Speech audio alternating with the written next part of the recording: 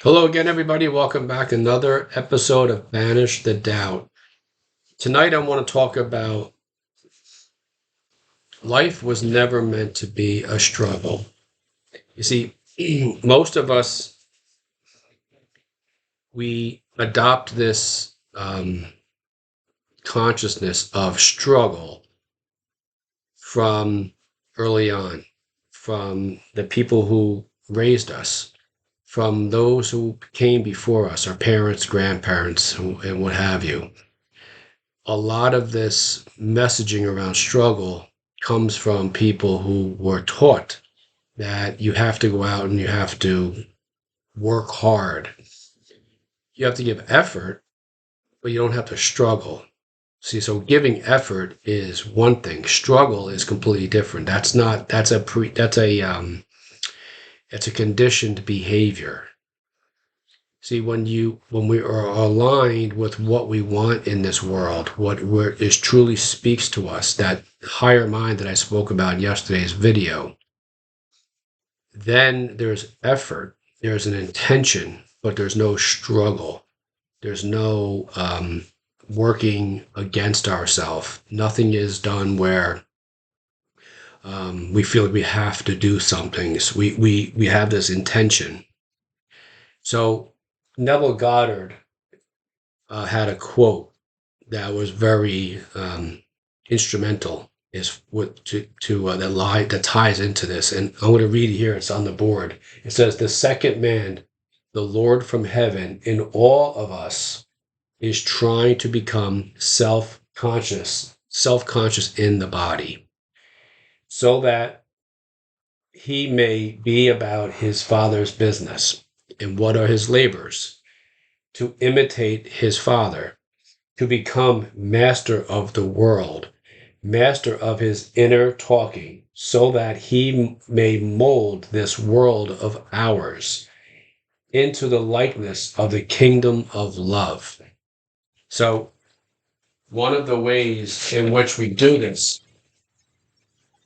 in which we understand that life was never meant to be a struggle, is by understanding that you and we are at our core. We are love, we are happiness, peace, and fulfillment. That is who we are. And to become aware of our inner dialogue, how we speak to ourselves, but more importantly, how do we communicate in this dialogue with others, to become aware of our inner dialogue before, during, and after conversations with others. See, because and Neville talked about this as well, when we become aware of that, how we feel, it is when we're doing this, we are illuminating our self image. See, that's where the struggle comes from, is this a poor self image. And we can tell this by our conversations internally with ourselves before we get into a conversation with somebody, during the conversation with a person, and then after. And oftentimes, if the conversation doesn't go well, if it's of a conflict, let's say at work or with our spouse or whoever, we tend to carry on the conversation, and we tend to justify our stance within this interaction.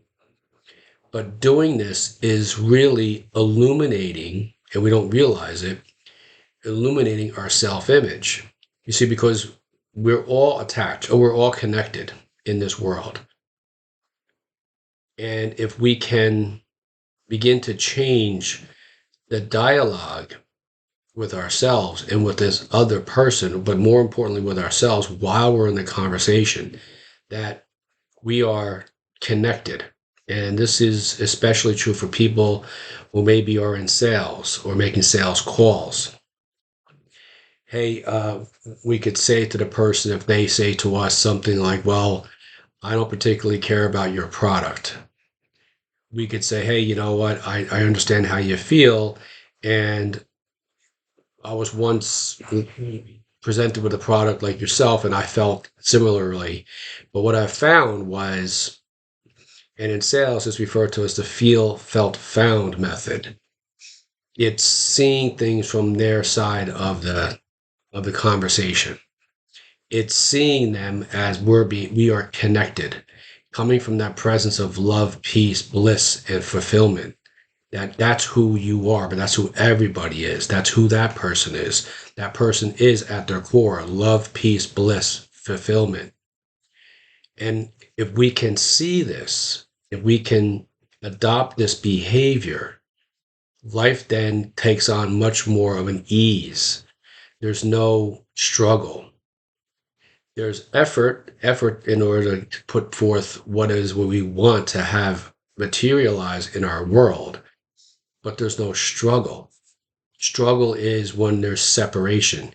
And in the Bible, they refer to as old man, which is the thinking that we are all separate, but we're not. Okay, so Neville also went on to say, speech is the image of mind. Therefore, to change our mind, we first change our speech. And he said, speech is the mental conversations we carry on with ourself. See, speech is the image of mind. So how we speak reveals how we feel. But more importantly, it's how we feel about ourselves. You see, because life outside of us, reality outside of us, is nothing more than the outpicturing of our inner conversations, our speech, the conversations we have with ourselves. So the conversations we have with ourselves are outpictured a lot of times as unconscious in the way that we carry on conversations with others. If we view others as separate, as different than us, separate from us, then we're coming at it from the self-image that we're not connected, but we are. On a spiritual level, we are all connected. So it's also been told that to force anything is to control something, to be truth, to be what's the it is truth is surrender. So to force anything is to try to control. To understand the truth that we're all connected is to surrender. Surrender this surrender this visual or this mindset of being separate from others. We are not. So then, if you're in sales or making sales calls or making sales presentations, understand we're all connected and that the people you're interacting with, the sales call you're making, the presentation you're giving, and all those people at their core are love, peace, bliss, and fulfillment, just as we are. And we see it from that perspective. If the person says, hey, I need some time to think about it, oftentimes they'll come back and say, you know what? Because if they can feel that connection, they'll come back and say, hey, you know what? I've thought about this. This is actually a good idea, or whatever it may be. So this is how we give up the struggle. We identify that life was never meant to be a struggle. And I want to read something about this to you from a couple of different books. One is from the book Your Invisible Power, is by Genevieve Burhand. And she says here, a businessman once told me that since practicing visualization and forming the habit of devoting a few minutes each day to thinking about his work as he desired it to be in a large, broad way, his business had more than doubled in 6 months. His method was to go into a room every morning before breakfast and take a mental inventory of his business as he had left it in the evening before, and then enlarge upon it. He said he expanded and expanded in this way until his affairs were in remarkably successful condition. He would see himself in his office doing everything that he wanted done. His occupation required him to meet many strangers every day. In his mental picture, he saw himself meeting these people, understanding their needs, and supplying them in just the way they wished. This habit, he said, had strengthened and steadied his will in an almost inconceivable manner. Furthermore, by thus mentally seeing things as he wished them to be, he had acquired the confident feeling that a certain creative power was exercising itself for him and through him for the purpose of improving his little world. And she goes on to say, when you first begin to visualize seriously, you may feel, as many others do, that someone else may be forming the same picture you are, and that naturally would not suit your purpose. Do not give yourself any unnecessary concern about this. Simply try to realize that your picture is an orderly exercise of the universal creative power specifically applied. Then you may be sure that no one can work in opposition to you. The universal law of harmony prevents this. Endeavor to bear in mind that your mental picture is universal mind exercising its inherent powers of initiative and selection specifically. So remember, whenever we're trying to force something, we control it. Truth is surrendering. So we surrender to entrust this spirit who we are inside, that source energy, that you and I, we all have a part of that. We're all a part of this source energy. When we begin to understand this and we begin to pay attention to our inner talking before, during, and after conversations, but more specifically, the conversations we have with ourselves, we become aware of what we're thinking, of how we're viewing the other person. Things start to change because we understand that we're responsible. We are the only ones. We are choosing this lifestyle. And if we're struggling, that means then on a conditioned level, we're choosing to struggle. It's not we're choosing it in the moment, but conditioned. So, like the gentleman said in the book, we take some moments each day. We go into, like the Bible said, we go into our closet, which means we go into our mind. We close our eyes, we go into our mind, and we see ourselves as whatever it is we want to do, be, or have, as already achieving that. It's like Neville mentioned, when you can do this and you can start to change your subconscious thinking, the beliefs that are in your subconscious mind, we start to kind of flush them out by replacing them with these thoughts. The physical world starts to materialize. And I can tell you personally from my own personal experience, we start seeing evidence of this. You start seeing double numbers or triple numbers. Pay attention to those because those are the messages from the universe letting you know these little subtle messages. And I want to just talk to you for a second from a book from Stuart Wilde, Life Was Never Meant to Be a Struggle. He said here in the book, to be free is a great gift. To achieve that, you do not need great amounts of money or influence or power.